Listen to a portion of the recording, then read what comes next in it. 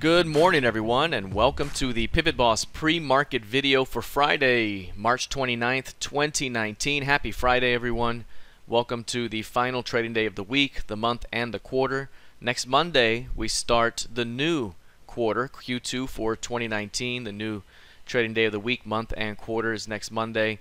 And please join me Monday evening at 6 p.m. Central, 7 p.m. Eastern for the monthly market outlook for April. We're going to be doing it a little later this time around, as many of you have requested to do a little later so that you can participate live this time around, and we're going to do that for you this time. So we're going to do it at 6 p.m. Central, 7 p.m. Eastern. That's going to be the monthly market outlook next Monday, April 1st, 2019. We're going to talk about a lot of what's happened here the first quarter and what we're looking for in Q2. Some of the trades we've traded in Q1 and what we're looking for in Q2, and again specifically for April as well. We're at some critical points in the chart. I'd love for you to join me. And again, if you look right here, you're going to see that we are right at, again, a critical juncture in the chart. The 2820 zone has been kind of our key area of resistance, and price pushed through that area and on two occasions here backed off, with last Thursday, Friday showing symptoms of a blow-off top. That, again, I mentioned before, is where usually after a blow-off top like that, you will see bears come in and look to defend and create a lower high and resistance. And it's usually around the midpoint of the sell-off day. Sometimes it's around prior resistance. You know, it's always a little bit different, but we identify the 2835 to 2840 zone as the area, and that has become resistance so far. And again, price can peak above this zone, but if it starts to reject, that could be very, very bearish here, and the bears would then win out. On the opposite side down here, 2790 has been a firm area of support. It's also a FOMC key level. You can see support here every single time it's come down to that zone. It's turned right around. So bulls are clearly defending this area within the current bullish trending structure, and that's why we continue to watch 2790 to basically 2835, that zone, because a breakout from there could spark the next move. We have the end of the quarter here today, and again, we've had nothing but chop this week. You know, trend down, then up, then back, then down, then up, and back and down. So it's just been back and forth, back and forth. Not expecting much to change here, at least today. But again, we're at that edge that if there's a rejection here, we may go from back to forth, right? Or forth and back. So I guess, you know, if we do anything, it might be more likely to reject here and pull back into the range heading into next month's trading. So again, we will see how this plays out, but 2835 to 2840, very, very important for bears to keep defended. If bulls are able to push through there, you may see a stop run that could trigger more upside.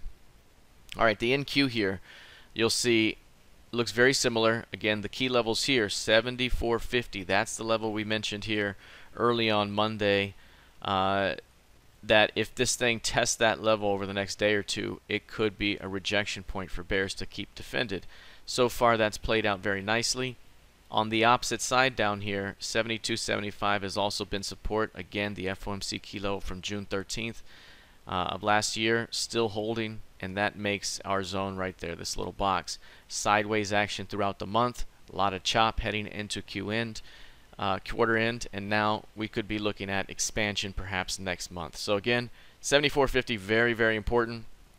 Until we really get through that zone, again, bears trying to do their thing right now, and any pullback could still be defended. All right, let's take a look here at the crude oil chart. This one's up 1.5% today. We knew here that the previous session we had a pretty good rejection inside the trigger zone again, and this one again could lead to another round of strength higher. We've already reached this area up here around 60.5 a couple of times before, and it appears we're approaching that zone right now. Again, whenever you have a nice rejection like that in a clear trending market at the PIMA trigger zone, this can lead to 1 to 5 days of strength at the very least. But again, if this zone finds any rejection here, just like I mentioned before, we come right back and try again. So again, if this thing starts to fail at 60.50, we could be looking at another reversal. So continue to watch that zone, because above that area opens up some clear air to the upside. All right, taking a look now at gold futures. Gold had quite the move lower in the previous session. One thing we started the week on, which was, this is Monday here, we started the week watching 1320. Again, I mentioned 1320 is the key level here. If it can't get above that zone, we're still in this distribution right here, and we could easily pull back to value or the bottom of the range. If we can hold above 1320, then maybe we have our move up to 1350, even maybe 1360.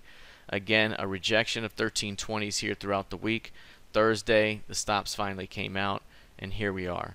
So again, this one continues to look bullish on a longer term basis. Again, if you look at the wider chart here, 1280, very, very important. 1360 right here, also important. And so we're continuing to see signs of strength here off the 1280 level. Do have a little bit of a head and shouldery type of pattern, but again, 1280 is the key level. If we can hold that zone, there can still be a move up to the top of the range. Failure to hold 1280 opens up, you know, at least a move back to 1250 with a shot to see even 1200. So that's going to be, again, the key level to watch, 1280. Overall, after you see a pullback this deep, as you approach support, there could be a snap back toward where you came from. So again, just something to consider here with regards to gold. All right, everyone, that is it for today. Have a fantastic Friday. Please like, share, and subscribe, and I will see you all in the trading room. Have a fantastic weekend. I'll see you soon. Take care.